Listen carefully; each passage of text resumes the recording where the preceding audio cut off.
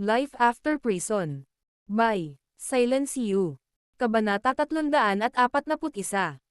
Nagulat si Larry sa pahayag na iyon ni Claude. Kawili-wiling tao. Sumasang-ayon lang siya at binigyang diin na hindi siya makasariling tao. Kung hindi sumasang-ayon, ibig sabihin makasarili ba akong tao? Siguradong inilalagay ako ni Claude sa mahirap na sitwasyon at pinupukaw ang relasyon sa pagitan ng Draco Hall at Brookbourne Mansion. Napaisip si Larry. Gayunpaman, wala siyang ideya kung paano haharapin ito. Noong araw, kaya niyang magdesisyon ng mag-isa. Gayunpaman, narito ngayon si Severin at si Severin ang kanilang pinakamataas na pinuno. Hindi alam ni Larry kung papayag ba si Severin o hindi. Napatingin siya kay Severin na nakakunot ang noo. Napansin ni Severin na nakatingin sa kanya si Larry at alam niya kung ano ang kasunod ni Larry. Tumango siya. Pagkatapos noon, alam na ni Larry ang gagawin. Napangiti siya. Mr. Zachariah, tama ka. Pareho tayo ng iniisip. Hanggat hindi masyadong mabigat ang buwis, hindi dapat maging problema. Hindi inaasahan ni Zachariah na papayag si Larry ng ganoon kabilis. Sinusubukan lang talaga niya si Larry. Ngayong alam niyang hindi sila inaaway ni Larry, gumaan ang loob niya sa magandang balita. Pansamantalang tanong niya. Ano sa palagay mo kung mag-aambag kayong dalawa ng 10% ng iyong buwanang kita? Hindi inaasahan ni Claude na papayag si Larry nang walang anumang bargainang. Nagulat ito sa kanya. Dahil ang 10% ay hindi marami, wala siyang anumang komento. Ilang segundo siyang nag-isip at tumango para ay pakitang sang-ayon siya dito. Muli, tumingin si Larry kay Severin para humingi ng permiso. Napangiti siya nang tumango si Severin. Ayos lang, 10% lang ito. Wala kaming mga opinyon. Maraming bagay ang kailangang mapanatili ng Brookbourne Mansion. Halimbawa, ang kaligtasan ng lungsod na ito. Tama ba? Oo, hindi madaling maging pinakamalakas na puwersa sa lungsod na ito. Masayang sumisigaw si Zachariah sa kanyang puso. Hindi niya inaasahan na magiging maayos ang negosasyon ngayon. Sa simula, inaasahan niyang hindi papayag ang dalawang gang. At wala siyang magagawa kung walang pumayag sa kanilang dalawa. Ngayon ay naayos na, nangangahulugan ito na ang Brookbourne Mansion ay tatanggap ng lubos na halaga bawat buwan. Sa paglipas ng panahon, hindi na niya kailangang mag-alala tungkol sa kanilang pag-iral sa pera ng lungsod na ito. Dahil naayos na ito, maaga pa. Bakit hindi ko hilingin sa kusina na maghanda ng pagkain at inumin para sa atin? Uminom tayo at ipagdiwang ang ating pagtutulungan. Alok ni Zachariah. Tumango ang lahat. Pagkatapos ng tanghalian, ang mga tao mula sa Draco Hall at Emerald Cloud Gang Brookbourne Mansion. Nang makaalis na ang lahat, naglaan ng oras si Zachariah at umupo kasama ng guardians. Sa tingin mo ba masyadong naging maayos ang mga bagay-bagay ngayon?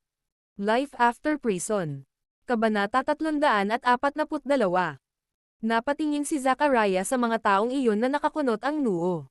Hindi sila humingi ng ilang araw para pag-isipan at sumang-ayon na lang sa proposal ko. Kahit hindi marami ang 10%, hindi rin naman masyadong maliit. At hindi lang ito maliit na transaksyon.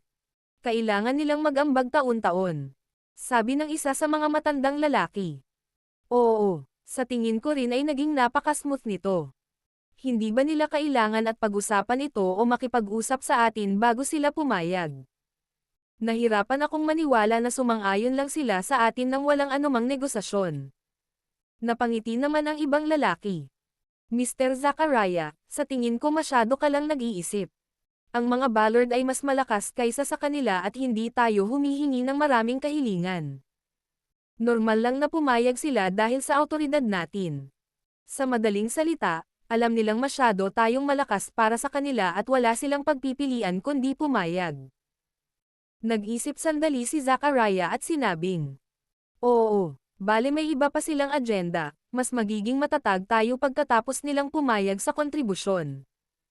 Bagay na bagay sa atin. Sa ibang lugar, umalis si Claude at ang iba pang miyembro ng Emerald Cloud Gang sa Brookbourne Mansion. Agad na sabi ni Hugo. Sobra na ba ang mga Ballard? Ang mga underground forces ay hindi kailanman hinihiling na mag-ambag ng bahagi ng ating kita sa kanila noon. Ano ang pagkakaiba ng pagnanakaw mula sa atin sa sikat ng araw? Huminto siya. Naiintindihan ko na tayo ay mas mababa kaysa sa Ballards at wala tayong pagpipilian kundi ang sumang-ayon sa kanilang mga tuntunin. Pero bakit pumayag din agad si Larry? Halata naman, mas malakas sila kaysa sa Ballards. Sa teknikal na pagsasalita, hindi sila dapat matakot sa Brookbourne Mansion. Lalo na kapag si Severin ang miyembro nila ngayon. Bakit parang natatakot ang Draco Hall sa Brookbourne Mansion? Napaisip si Claude at umiling. Wala akong ideya kung ano ang iniisip ni Larry. Siguro hindi siya nagkaroon ng intensyon na palitan ang Brookbourne Mansion. Marahil ito ay isang kilos. At saka, 10% ay ganap na katanggap-tanggap. Ang ilan sa mga underground forces sa ibang mga lungsod ay kinakailangang mag-ambag ng 30%. Ang pinakamataas na narinig ko ay 40%. Nag-isip ng malalim si Hugh bago nagsalita. Gang leader, ibig sabihin hindi na tayo makakapaghiganti. Napatingin sa kanya si Claude at nakaramdam ng di masaya. Wala tayong ideya kung gaano kalakas si Severin. Pakiramdam ko ay mas malakas siya kaysa sa naiisip natin. Malaki ang posibilidad na hindi ko rin siya kalaban. Kaya maaari mong alisin ito sa iyong isip. Maswerte ka dapat na nabubuhay ka pa. Humawak ng malalim si Hugh at inisip kung ganoon ba talaga katikat si Severin na kahit ang kanyang gang leader ay nakita siyang nakakatakot. Ha! Mabuti na lang at mapayapa tayong mabuhay kapag ang mga pangyayari ay napakahirap at laban sa atin. Sa huli, iyon lang ang nasabi ni Claude habang pakiramdam niya ay walang magawa. Sa kabilang panig naman, nakatayo sa gilid ng kalsada si Larry habang kausap si Severin. Sa totoo lang, papayag akong magbayad ng kontribusyon. Sa buong oras na ito, walang major na nangyari sa atin at Brookbourne Mansion. Sa tingin ko ay ginagawa ito ni Zachariah para lang makasigurado na wala tayong balak na palitan siya. Tumanggaw si Severin. Oo, sumasang-ayon ako. Lalo na kapag ang Draco Hall ay biglang lumaki at lumakas ng husto. Normal lang para kay Zachariah na makaramdam ng pananakot. Hindi rin siya masamang tao at walang away sa pagitan nila ng Draco Hall. Ang pagbabayad ng kontribusyon ay katanggap-tanggap dahil humihingi lamang siya ng 10%. Kung siya ay isang malupit na tao o humiling ng higit pa kaysa sa nanalo, malamang na makuha niya ang anumang bagay. Biglang nagring ang phone ni Severin. Inilabas niya iyon at natigilan. Ito ay isang tawag mula sa kanyang ina. Kinawayan niya ng kamay si Larry at nagpahiwatig na makakaalis na sila. Sa paglalakad sa kabilang side, tinanggap niya ang tawag.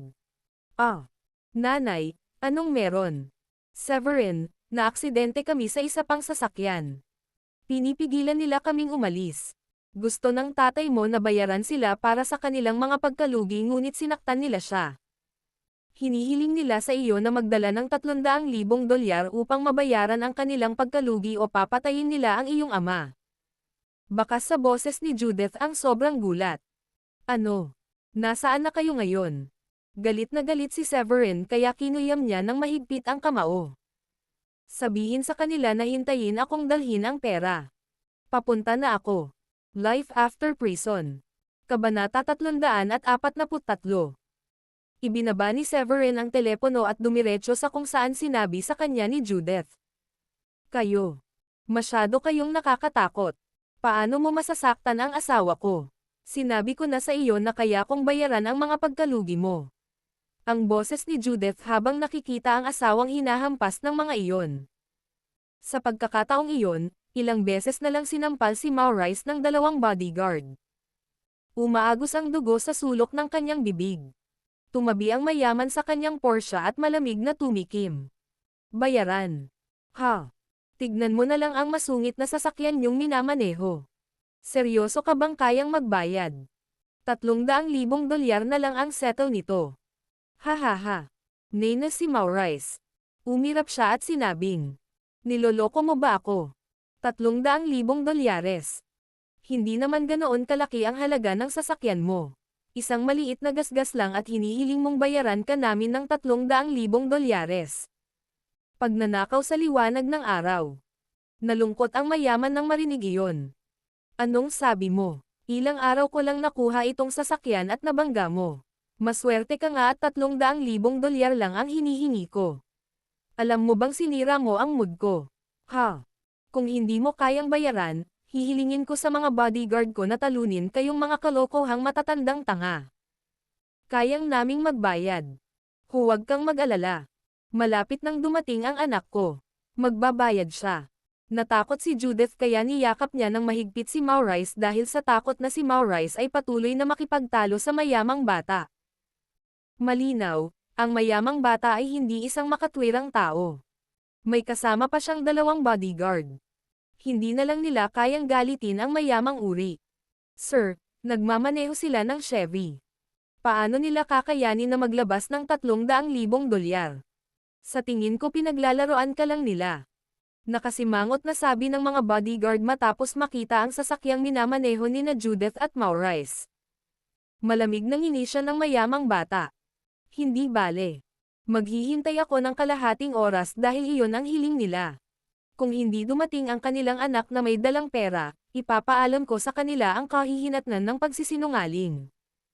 Babasagin ko ang kanilang sasakyan at pati kayong dalawa ay puputulan ang kanilang mga dila upang bayaran ang halaga ng pagsisinungaling. Ano? Napatulala sina Judith at Maurice matapos marinig iyon. Nakakakilabot na tao ang mayamang bata. Ang ginawa lang nila ay hinampas ng mahina ang kanyang sasakyan at ang tanging pinsala ay isang maliit na gasgas. Ngunit, kinagat ni Maurice ang kanyang mga ngipin at namumula. Nang mga sandaling iyon, pinagsisisihan niyang hindi sinundan sila ng mga bodyguard. Akala nila napakahirap na kasama ang mga bodyguard dahil kalalabas lang nila para mag-grocery. Nag-hire si Severin ng ilang lalaking bodyguard at gayunpaman, tumanggi silang sumunod sa kanila ang mga lalaking bodyguard na iyon.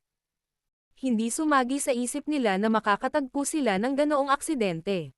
Natarante si Judith at nanatiling nakatingin sa oras. Makalipas ang ilang minuto, dumating si Severin at ipinarada ang kanyang sasakyan sa gilid. Wow, hindi masama. Ang anak mo ay nagmamaneho ng Audi A8.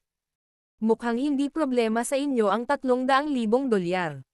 Malamig na tumikim ang mayamang bata na nakaputing damit habang nakangiti ng nakakaloko. Tatay, nanay, anong nangyari? Life after prison. Kabanata 344. Lumapit si Severin. Nakakatakot ang mukha niya nang makitang may dugo sa gilid ng bibig ni Maurice. Paliwanag ni Judith. Nagdadrive kami sa kalsada. Biglang nagiba ng lane ang sasakyan na ito. Wala na kaming oras para iprino ang sasakyan at nabangga kami sa gilid nito at nakalmo ang sasakyan niya. Galit siyang bumaba at humingi ng 300,000 dolyar. Sinubukan ng tatay mo na mga tuwiran sa kanila ngunit sinampal ng mga bodyguard ang tatay mo. Lalong nagalit si Severin matapos marinig iyon. Mula sa konteksto ni Judith, masasabi niyang hindi niya kasalanan ang kanyang magulang, at gayon paman, binubuli sila ng mayaman na bata dahil lang sa inakala niyang kaya niya. Ngumiti si Severin kina Judith at Maurice. Magiging maayos din. Tumayo ka lang dito at ipaubaya mo sa akin ang iba. Pagkatapos noon, nagtagal siya sa paglalakad papunta sa kinaroroonan ng rich kid na naka-white shirt. Ikaw ang nagpalit ng linya sa huling minuto. Ang lakas ng loob mong hilingin sa amin na magbayad para sa iyong pagkakamali kapag ikaw ang dapat na magbayad para sa aming pagkalugi. At sinampal mo pa ang tatay ko. Sino ang nagbibigay sa iyo ng katapangan para gawin iyon? Narinig iyon ng lalaki at napatulala. Maya-maya, tumawa siya ng malakas. Hahaha. Ang mansanas ay hindi masyadong nahuhulog sa puno. Tingnan mo ang sasakyan na aking minamaneho at sabihin sa akin kung sa tingin mo ay mula ako sa isang ordinaryong pamilya. Ang ilang mga patakaran ay naaangkop lamang sa mga karaniwang tao. Hindi mo ba alam iyon? Wala kang pakialam. Binili ko lang ang kotse na ito at kailangang bayaran mo ang gasgas. Kung hindi, puputulan ko ang dila ng iyong mga magulang para sa akin. Malamig na ngumisi si Severin. Kayang kong bayaran ang 300,000 dolyar. Hindi lamang, kaya kitang bayaran ng 3 milyong dolyar. Pero kasalanan mo ito kaya bakit kita babayaran ng pera? Sa nakikita ko, ikaw ang dapat magbayad sa amin ng 300,000 para sa mga pinsalang ginawa mo sa aming sasakyan at sinaktan mo pa ang aking ama. At saka kailangan mong lumuhad at humingi ng tawad sa aking ama. Kung hindi, hindi ako papayag na ganito. Wow! Ito ay kawili-wili. Natarante ka sa paghingi sa akin ng pera. Seryoso, saan mo nakuha ang kumpiyansa na iyon? Sabi ng mayamang bata. Kilala mo ba kung sino ang fiancé ko? Ako si Quintus Novak mula Riversen. Ang fiancé ko ay nagmula sa isang 3-tier upper-class family sa lungsod na ito, ang Stones. Bagamat hindi ko ito teritoryo, hindi ito nangangahulugan na maaari mo akong masaktan ayon sa gusto mo. Higit sa lahat, ang mga bodyguard ko ay hindi mga taong madali mong matatalo. Saglit na nag-isip si Severin at kumunot ang noo. Fiancé mo. Si Jade Stone ba? Napangiti si Quintus. Hahaha. Ano bang problema? Natatakot ka na ba ngayon? Maglalakas loob ka pa bang makipagkompetensya sa pamilya ko? Pinagbabantaan ako. $300,000 ay hindi maaayos ito ngayon. Gusto ko ng $450,000. Kung hindi, hihilingin ko sa aking bodyguard na talunin kayong mga tanga kayo. Sa kanyang pananaw, hindi niya akalain na si Severin ay mula sa isang upper-class na pamilya. Para sa karamihan, si Severin ay isang negosyante lamang sa kabila ng pagmamaneho ng magandang kotse. Walang katuturan para sa kanyang magulang na magmaneho ng Chevrolet kung sila ay mula sa isang mas mataas na uri ng pamilya. Sa panaginip mo, malamig na ngumisi si Severin habang binibigyan niya ng masamang tingin si Quintus. Gago ka. Sa tingin ko hindi mo alam kung gaano ako kaseryoso. Pumunta at talunin ang tanga na iyon ngayon. Gusto kong makita kung hanggang kailan siya magtitiis. Galit na bili ni Quintus sa kanyang mga bodyguard nang makitang mayabang. Nagpatuloy si Severin. Hoy, bata. Sa tingin ko ang katawan mo ay humihiling na suntukin ka. Hahaha. Ang tanga naman. Hindi akalain ng dalawang malalakas at matipunong bodyguard na may magagawa sa kanila si Severin. Nagkiskas ang mga kamao nila habang naglalakad papunta kay Severin. Life After Prison.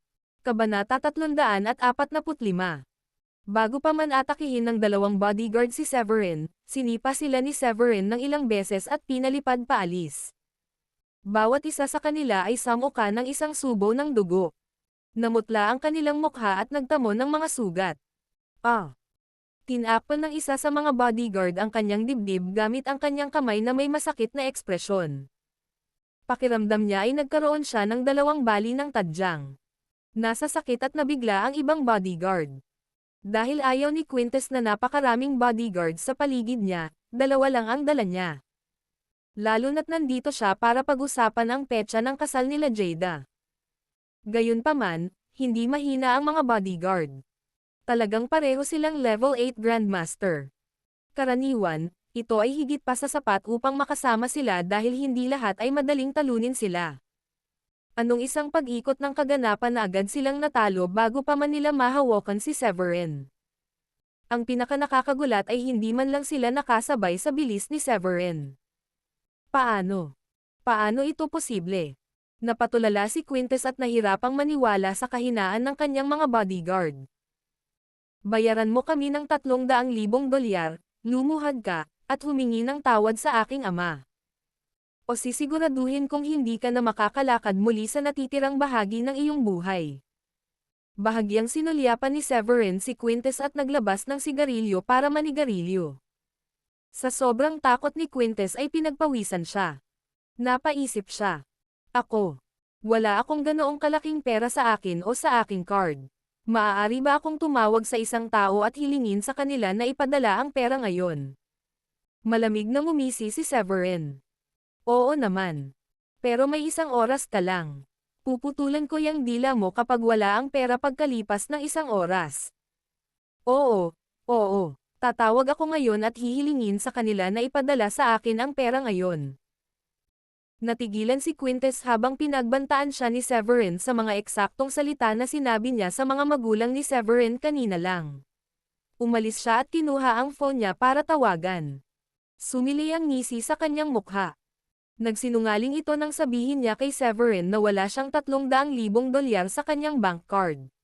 Ginamit ito bilang dahilan upang tawagan si Jada at hiniling sa kanya na dalhin ang kanyang mga bodyguard upang tulungan siya. Kinailangan niyang ibigay kay Severin dahil sa sobrang lakas pero hanggang doon lang. Sa isip ni Quintes, akala niya ay bobo si Severin na madali niyang lokohin. Tumingin si Severin kay Quintes at nginisyan sa kanyang puso. Siya ay hindi kailanman isang handgal na tao. Isiniwalat na ni Quintes na siya ay isang young master mula sa isang upper-class na pamilya sa Riversen. Ang Riversen ay isang mas malaking lungsod kaysa sa Brookborn. Anumang 3 tier na upper-class na pamilya mula sa Riversen ay madaling maging mas mahusay at mas malakas kaysa sa pangalawang tier na upper-class na pamilya sa Brookborn. Imposibleng si Quintes ay walang 300,000 dolyar sa kanya o kailangan niyang tumawag ng isang tao upang magpadala ng pera sa kanya. Hindi kinailangan ng isang henyo upang malaman kung ano ang sinusubukang hilahin ni Quintes. Huwag kang mag-alala. Malapit nang dumating ang pera. Ang kailangan mo lang gawin ay maghintay dito. Ibinalik ni Quintes ang kanyang telepono sa kanyang bulsa at masayang naglakad.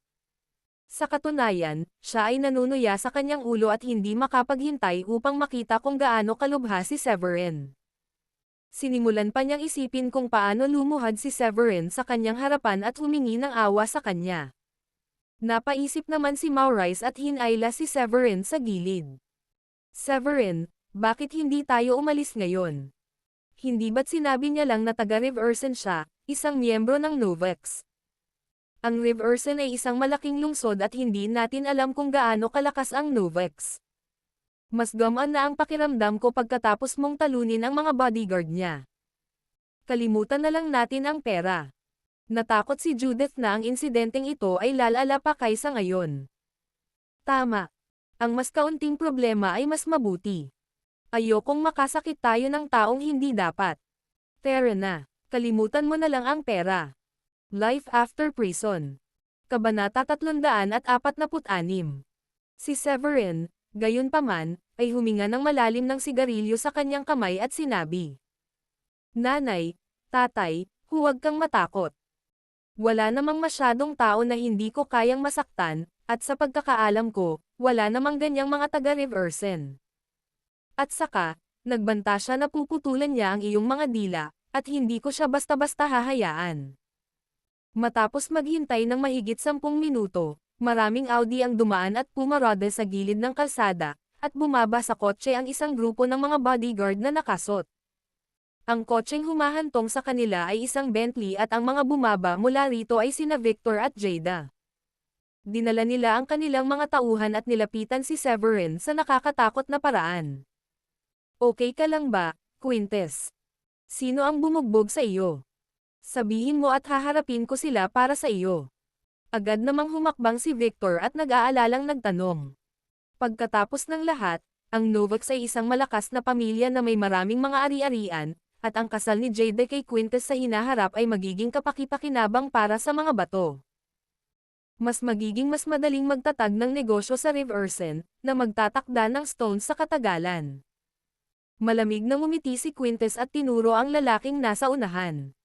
Ang lalaking iyon doon ay binugbog ang aking bodyguard, at iginiit na bayaran ko siya ng 300,000 bukod pa sa pagluhod sa harap ng kanyang ama at paghingi ng tawad sa matanda.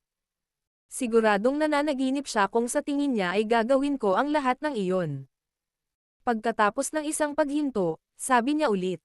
Sayang naman at wala tayo sa Riversen. Hindi ko masyadong nadala ang mga tauhan ko sa pagkakataong ito, kung hindi ay nakahandusay na sa lupa ang batang iyon na walang malay. Mga tao, kunin mo ang gagong bata na iyon.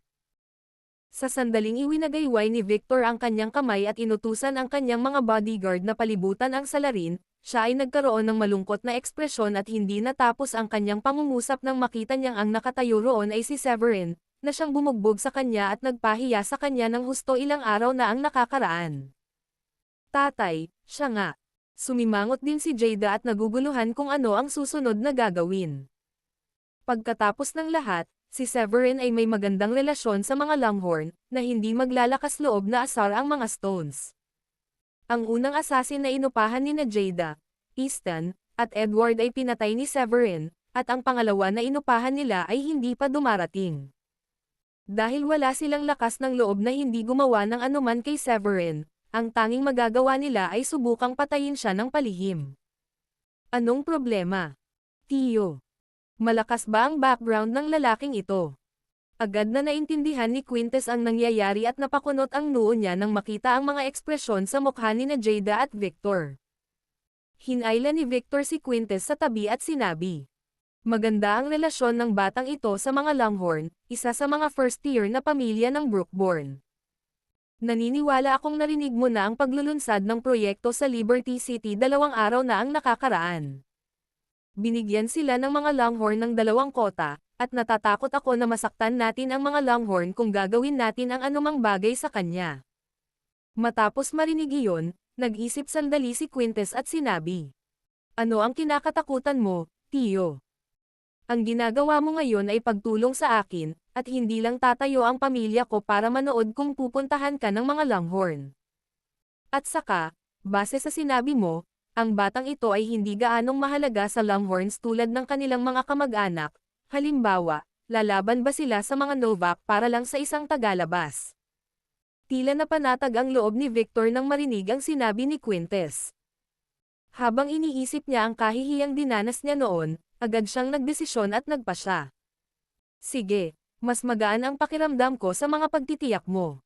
Bilang magiging manugang ko, dapat kang sumulong kung maglalakas loob ang mga Longhorn na lumapit sa atin sa hinaharap." Tinapik ni Victor si Quintes sa balikat. "Huwag kang mag-alala," sabi ni Quintes. "Bakit hindi kita tutulungan kung halos pamilya na tayo ngayon?" Life After Prison. Kabanata 347. Sa sandaling iyon, lumapit si Severin kay Jada na nakangiti habang nakatingin sa kanya at sinabing, "Hihihi. Nagkataon lang, Miss Jada. Hindi ko akalain na magkikita tayong muli ng ganoon kaga. Itinuturing ba itong kapalaran, sa iyong opinyon?" Malamig na ngumiti si Jada, ikinulong ang kanyang mga kamay sa harap ng kanyang dibdib, at sinabing, "Hihihi. Ito ay isang malas na araw." Ngumiti si Severin.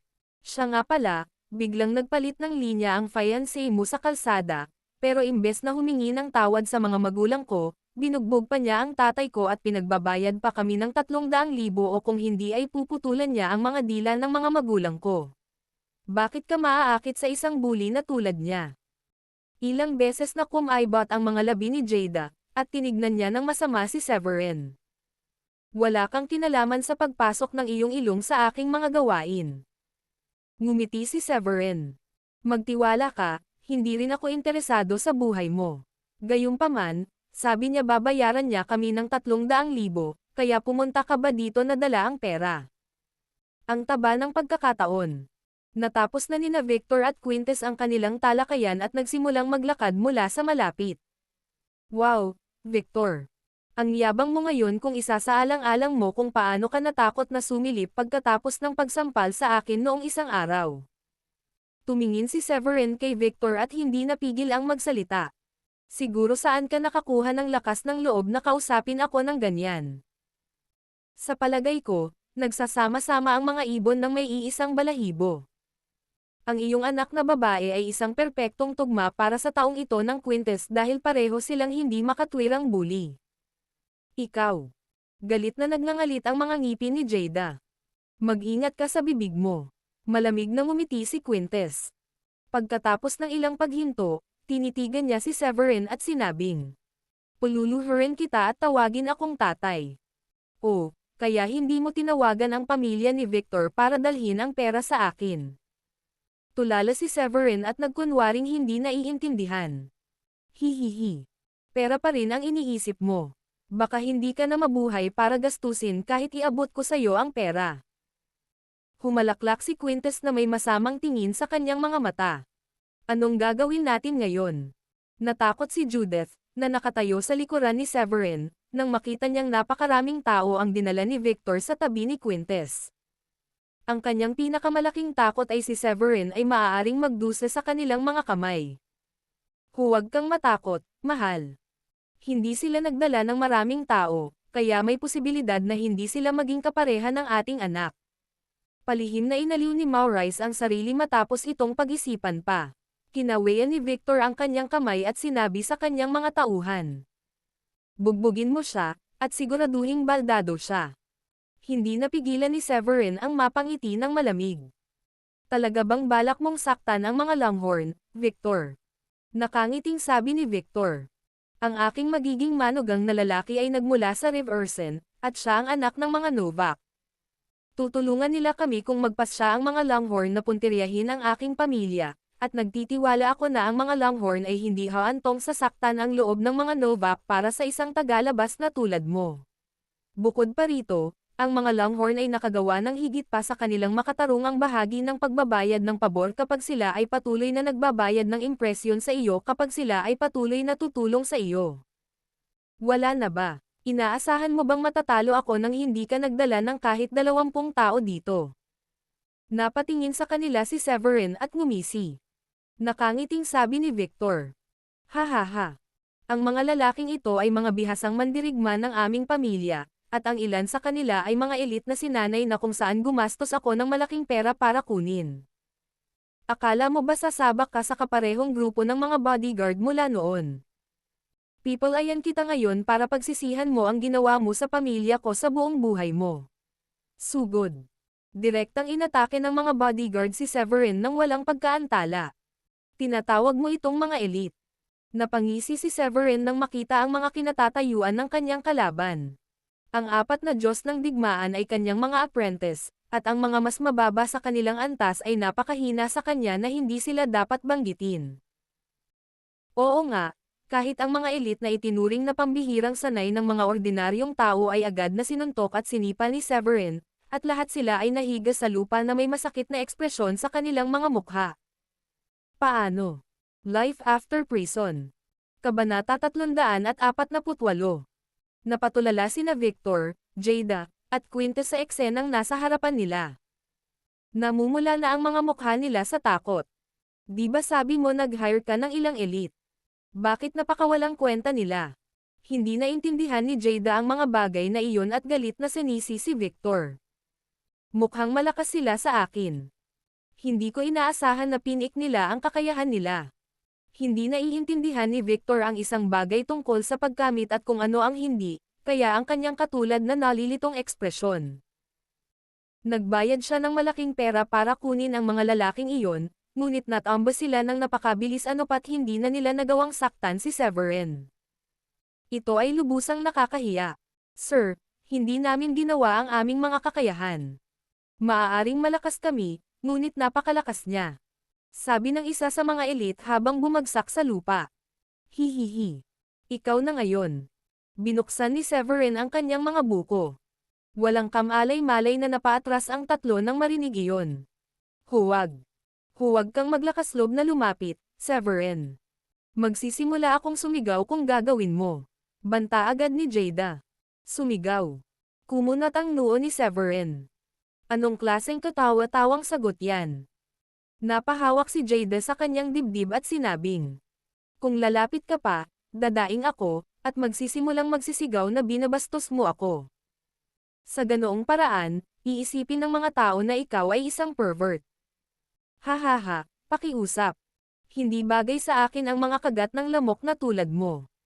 Napangiti si Severin. Isang pangungusap mula sa kanya ay sapat na sa galit. Halos mahimatay si Jada. Ako ang pinuno ng mga Stones. Kapag sinaktan mo ako, ikaw ay. Tumigil si Victor bago niya maipagpatuloy ang mga salitang. Tapos ka na. Na siya ay binugbog ni Severin noon, at ang mga salita na ginamit niya sa pananakot sa ibang mga tao sa nakaraan ay ganap na hindi epektibo sa harap ni Severin. Ako ang anak ng mga Novaks. Magkakaroon ka ng galit ng mga Novak kung maglakas loob kang hawakan ako. Dagdag ni Quintes. Halos hindi mapakali si Severin sa kanilang pagbabanta. Okay lang ako na hindi magpapatalo sa sino man sa inyo, pero dapat gawin mo man lang ang sinabi sa iyo, hindi ba? 300,000 ba ang tinutukoy mo? Napakunot ang noo ni Quintes at parang hindi na siya makapagsalita. Ang Novaks ay hindi kailanman nagdusa ng ganoon kalaki noon. Nakangiting tanong ni Severin. Yun lang ba? Nakalimutan mo bang lumuhad ka at humingi ng tawad sa tatay ko? Anak ako ng Novex. Dapat kang magpasalamat na binigyan kita ng pera, ngunit huwag mong asahan na hihingi ako ng tawad, dahil iyon ay isang bagay na hinding-hindi ko gagawin. Si Quintes ay matigas ang ulo dahil ang kanyang pamilya ay isang pangalawang tier na pamilya sa Riversen. Hindi siya luluhod at hihingi ng tawad sa isang walang tao mula sa isang maliit na lungsod, dahil iyon ang panganib na siya ay isang laughingstock kung may mabalitaan sa hinaharap. Sa isang kisap mata, bumungad sa kanya si Severin at binigyan siya ng backhand slap. Hihingi ka ba ng tawad o hindi? Naghahanap ka ng kamatayan sa iyong sarili dahil sa pagbabanto mong puputulan ang dila ng aking mga magulang. Life After Prison. Kabanata 349. Ikaw. Ramdam ni Quintes ang nag-aapoy na sakit sa kanyang mukha, at namumula ang kanyang mga mata habang nakatitig kay Severin. May tumutulo ring dugo sa gilid ng labi niya. Nang makita ni Victor ang nangyayari ay agad niyang hinayla si Quintes sa isang tabi at pinayuhan. Sa palagay ko ay hindi mo siya dapat harapin ng ganoon. Hindi siya natatakot sa sinuman, at matatalo ka kapag pinutol niya ang iyong dila. Pagkasabi noon ay inilapit niya ang labi sa tenga ni Quintes at mahinang nagpaalala. Sumuko muna tayo sa ngayon. Pagkatapos ng lahat, ito ang Brookborn, at magkakaroon ka ng maraming pagkakataon na makabawi sa kanya sa hinaharap kung makakaahon ka dito ng buo ang iyong buhay. Pero bakit ako luluhod sa kanya? Hinding-hindi ko gagawin iyon, lalo na sa isang tulad niya. Patuloy na tinitigan ng masama ni Quintes si Severin. Sandaling nag-isip si Victor. Siya ang anak ng mga Novak, Severin. Paano kung pabayaan mo siyang lumuhad at bibigyan kita ng 450,000 bilang kapalit? Sa tingin mo ba, pera lang ang lahat ng ito? Malamig na ngumisi si Severin.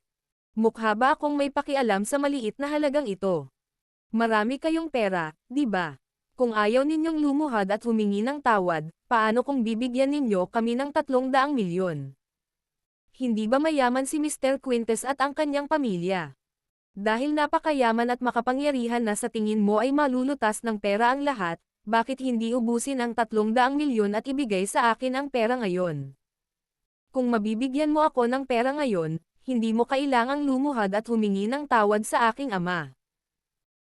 Namumula ang mga mata ni Severin dahil sa galit, batid niya na ang kanyang mga magulang ay binubuli sa kanyang harapan ng araw na iyon kung hindi pa siya sapat, at maaaring maputol ang mga dila ng kanyang mga magulang kung hindi niya kayang panindigan ang mga ito at hindi niya makuha ang 300,000 dolyar na hinihingi sa kanya. Kahit na kaya niyang tiisin kapag binubuli at pinuntirya siya ng ibang tao, hinding-hindi niya matatanggap kung pananakot at bugbugin ng ibang tao ang kanyang mga magulang.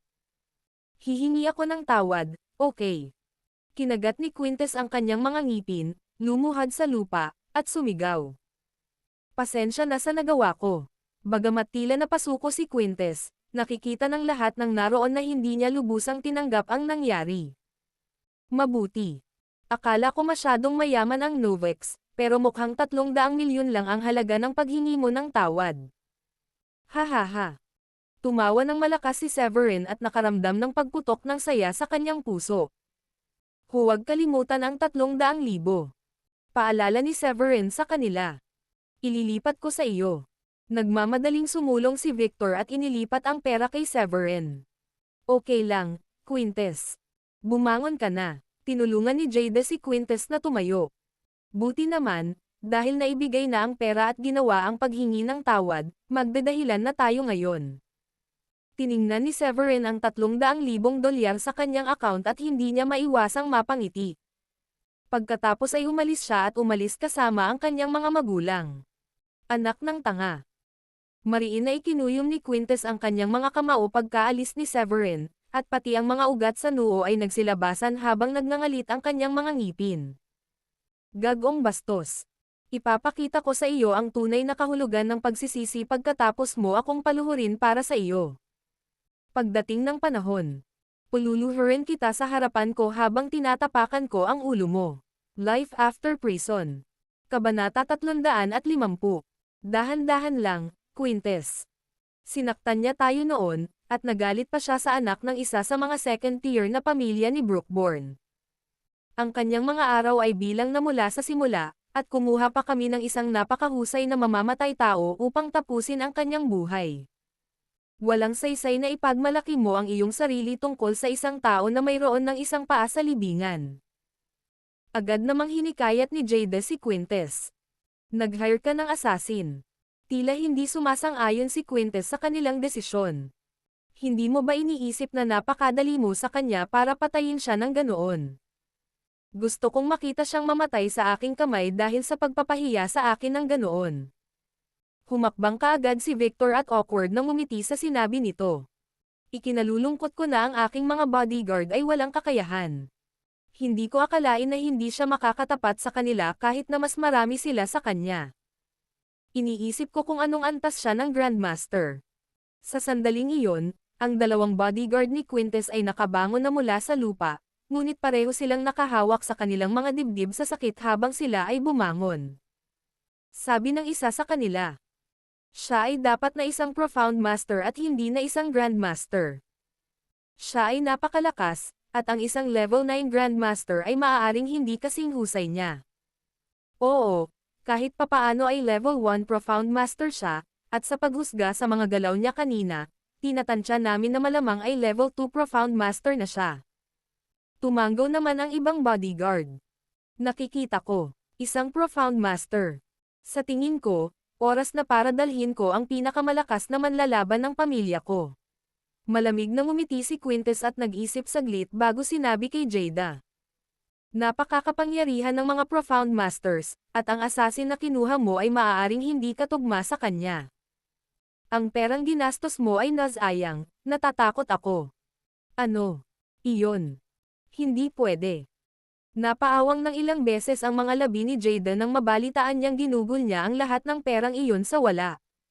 Bagamat 150,000 lamang ang kanyang binayaran at si Edward ang gumastos ng mas malaking bahagi ng bayad, ang $150 ay hindi maliit na halaga para sa Stones, at ito ay nakakasakit ng puso, upang sabihin kahit papaano.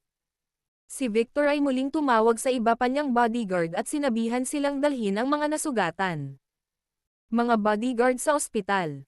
Humarap siya kay Quintes at sinabing, dapat na tayong bumalik, Quintes.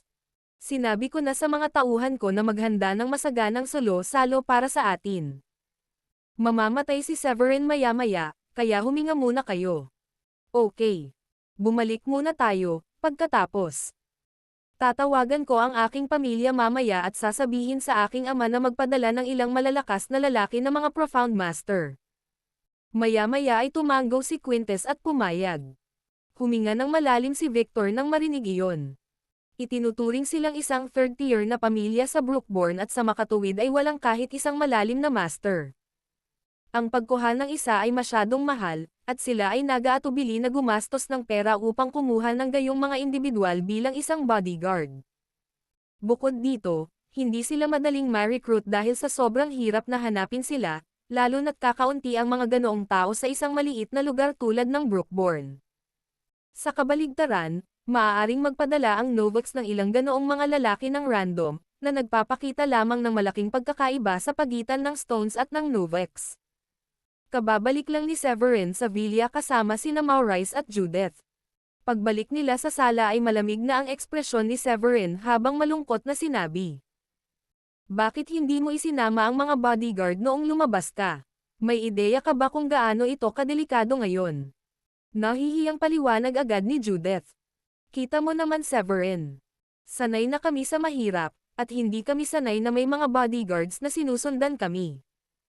Ang masaklap pa sa tatay mo kapag sumama siya sa pangingisda kasama ang mga kaibigan niya kasi nakaramdam siya ng awkward kapag sumama sa kanya ang mga bodyguard. Ayaw niyang pinagtatawanan siya ng mga tao. Kayang nating magbayad ng mga bodyguard dahil may pera tayo. Ano bang dapat pagtawanan ng kahit sino? Kailangan na ninyong masanay ni tatay. Sino ang nakakaalam kung ano ang mangyayari sa inyong dalawa kung hindi ako dumating dito sa oras? Matapos tapusin ang kanyang mga salita, gumawa si Severin ng isang maliit na bote ng wala saan. Heto ang pamahid para sa inyo, tatay. ipahid sa mukha at mabilis na hamupa ang pamamaga. Alam na nag-aalala ang kanyang anak para sa kanilang dalawa, ngumiti si Maurice at sinabi. Sige. Nangangako akong magdadala ako ng mga bodyguard sa susunod. Mariing sabi ni Severin. Ang mga lalaking bodyguard na kinuha ko kahapon ay hindi kasing lakas ng 6 na babaeng bodyguards, kaya kailangan mong magsama ng kahit isa sa mga babae. Napakalakas nila, alam mo. Sana hindi ka mahihiya dahil dyan.